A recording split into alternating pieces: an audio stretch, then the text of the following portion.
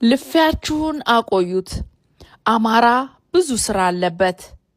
የሰሞኑ የአማራ ህልውና ትግል ተቆርቋሪነን የሚሉ ፖለቲከኞች፣ የሰው ልጅ ጠበቃነን የሚሉ ቲክቶከሮች፣ ጋዜጠኛም ተጫዋችም ተከላካይም የኛው ነው የሚሉ ተገለባባጭ ሰዎች አፋብን ከተነካ በነጭ ሻሽ ቅበሩን አይነት ቃላት ስንጠቃ ውስጥ ገብተው አብረን እንድንላፋ እየጎተቱን ግማሹን በትዕግስት ከፊሉን በትዝብት ለማሳለፍ ብንሞክርም ሀሳባቸው ትግሉን ይዞ መውደቅ እንዳይሆን ሰጋንና ጥቂት ማለት ወደድን።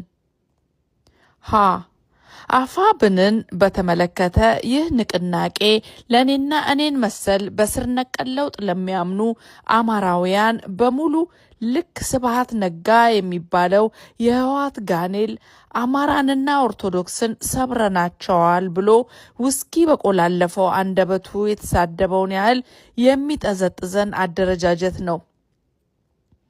በመጀመሪያ ደረጃ ለአማራ ህዝብ ያለውን ንቀት የገለጸው ለ3 ዓመት ብዙ አማራውያን የተጨፈጨፉበትን በብዙ ቢሊዮን የሚቆጠር ሀብትና ንብረት የወደመበትን የህልውና ትግል ከድርጅት አውርዶ መውጫና መግቢያ የሌለው ንቅናቄ የጥቂቶች አለቅነት እርካታ እንዲፈጸም በሶስተኛ ወገን የተደረሰ አጭር ድራማ በመሆኑ፣ በሁለተኛ ደረጃም የተበታተነውን አማራ በተለይም ከወያኔ የክልል አጥር ውጪ ያለውን አማራ ወደ አንድነት እንዳይመጣ ቀድሞ የጠረነፋቸውን የሐሳብ በሽተኞች ፈቶ በመልቀቅ መላውን የትግል ደጋፊዎች የከፋፈለ የሴረኞች እጅ ስራ በመሆኑ የተቀደሰውን የአማራ ህዝብ ጥያቄ የመሸከምም የመመለስም አቅም የሌለው በሁለተኛነት በሽታ የተጠቁ ግለሰቦች የታጨቁበት ንቅናቄ ወይም ጠርናፊ ስብስብ ነው።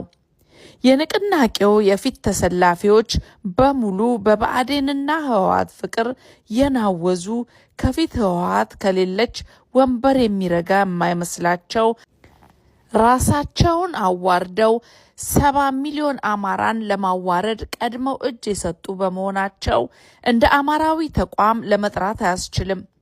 ይህን ንቅናቄ በጽንስ ደረጃ ለመቀበል እንኳን በዚህ 3 ዓመት ትግሉን በቅንነትና አማራዊ በሆነ ስነ ልቦና ያደራጁ የመሩና እየመሩ ያሉ ታጋዮች ወደፊት መምጣትና አመራሩን ከባርነት ማላቀቅ ያስፈልጋል። ከዚህ በተጨማሪም መሪዎችን በስማ በለውና ከትግሉ ማዶ ሆነው እናውቅልሃለን ከሚሉ ጸረ አማራ ኃይሎች ተጽዕኖ ነጻ አውጥቶ በትክክለኛው መስመር ማስኬድ ይገባል። በዚህ አጋጣሚ በአማራ የህልውና ትግል እየገባችሁ የምትፈተፍቱ ሁሉ በደንብ ማወቅ ያለባችሁ እናንተ ቀብታችሁ የምታስቀምጡት የትግል መሪ መቼም ቢሆን አማራን ነጻ እንደማያወጣ ስለሚታወቅ ጉልበታችሁን አትላጡ፣ ትግላችንንም አትጎትቱ ማለት እንወዳለን። ይህ ትግል የአስማረ ዳኜ፣ የፕሮፌሰር አስራት፣ የጀነራል አሳምነው ጽጌ፣ የውባንታ አባተ፣ ሞላ ደስዬ፣ ከፍ ያለው ደሴ፣ ኮሎኔል ታደሰ፣ ደምስ ይመር፣ እሸቴ ሞገስና ናሁሰናይን የመሳሰሉ ብርቅዬ የአማራ ልጆች ደም የፈሰሰበት አጥንት የተከሰከሰበት የሁሉም አማራውያን የመጨረሻው የአድዋ ትግል አካል ነውና ሸቃጮች የሚሸጡት ወይንም የሚለውጡት አይነት ባህሪ የለውም። ይህ ትግል የአማራ ልጆች እንደ ሰርዶ ተያይዘው እንደ ባህር ዛፍ አንዱ ሲወድቅ ሚሊዮኖች እያቆጠቆጡ የሚረከቡት የማያቋርጥ የህይወት ማስቀጠል ትግል ነው። ይህ ትግል አማራ እንደ ሰው ተከብሮ በአቅሙና በመክሊቱ ሰርቶ የሚኖርበት የራሱ መኖሪያ ሰፈር፣ የአምልኮ ቦታ፣ የአገልግሎት ተቋማት መስርቶ የሚኖርበት የተካደ ማንነትን የማስመለስ የዳዊትና የጎልያድ ትግል ነው። ይህ ትግል ከ90 ዓመታት በላይ አማራን ከምድረገጽ አጥፍቶ ኢትዮጵያና አማራ የሚባሉ ስሞችን ወደ ነበሩ ለመቀየር የተሰራውን ቀመር አጥፍቶ ዳግም አድዋን የማጽናት ውስብስብና ስክነት ሞራል አማራዊ የአሸናፊነት ስነ ልቦና የተላበሰ የአማራም የኢትዮጵያም መሪዎች የሚወለዱበት ቅዱስ ትግል ነው።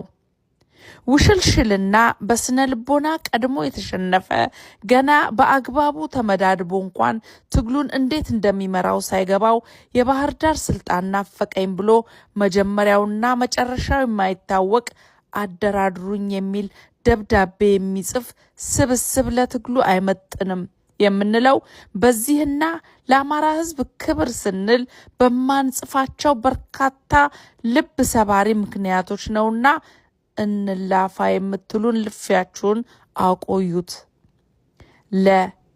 አጋርነቱን በተመለከተ በዚህ ጉዳይ ገና ንቅናቄው ከመነቃነቁ በፊት ተደጋጋሚ ማስታወሻ አቅርቤያለሁ። እንደ አማራ ያለ ትልቅ የመንግስት ስርዓት ምስረታ ልምድ ያለው ተቆጥሮ የማያልቅ የታሪክ ባለቤት ከ7000 ዓመታት በፊት ስነ መንግስት ምን እንደሆነ የሚያውቅ ቅኔ ማህበረሰብ በእምነት፣ በባህል፣ በስነ ጽሁፍ፣ በስነ ከዋክብትና አብሮ በመኖር ለዓለም ትምህርት የሚሆን ማህበረሰብ በሰው ቁጥር ደረጃም ከጎረቤት ሱዳን ህዝብ ቁጥር በላይ የሆነው አማራ የመጥፋት አደጋውን ለመቀልበስ በአንድ ቀን ከ45 በላይ የክልል ከተሞችን ያለበቂ ስንቅና ትጥቅ መቆጣጠር የቻለ ጀግና ህዝብ ተለምኖ እንጂ ለምኖ አጋር የሚፈልግበት አንዳችም አመክንዮ የለም። አሁን የንቅናቄው መሪነን የሚሉ ግለሰቦችን አጥብቀን የምንታገላቸው ከላይ የተጠቃቀሱትን የአማራ ስነ ልቦና አጥተው በየመንደሩ አጋር ፍለጋ ሲዞሩ ስናይ ነው። ይህ ሁለተኝነት የብአዴን አሽከሮች ደመቀ መኮንን፣ ገዱ አንዳርጋቸው እና ተመስገን ጥሩነህ ስነ ልቦና ነው። ስለዚህ የአማራ ህልውና ትግል የራሱን ቅድመ ሁኔታዎች አስቀምጦ እንደ አማራ ህልውናቸው ተመሳሳይ አደጋ ላይ ካሉ አካላት ጋር በሰጥቶ መቀበልና በጋራ ጥቅም ላይ የተሰነደ ግልጽ ስምምነት አድርጎ ትግሉን ወደፊት ያስኬዳል እንጂ ሀገር ገንጥለው የአማራን ርስት ለመውረር ካቆበቆቡ ተቸካይ ኃይሎች ጋር ስምምነት የጅብ ጓደኝነት ከመሆን የዘለለ አማራው ላይ ጠላት መጋበዝ በመሆኑ ተገቢ ጥንቃቄ ማድረግ ለነገ የሚያደርግ ጉዳይ አይደለም። በመጨረሻም አባትና ልጅ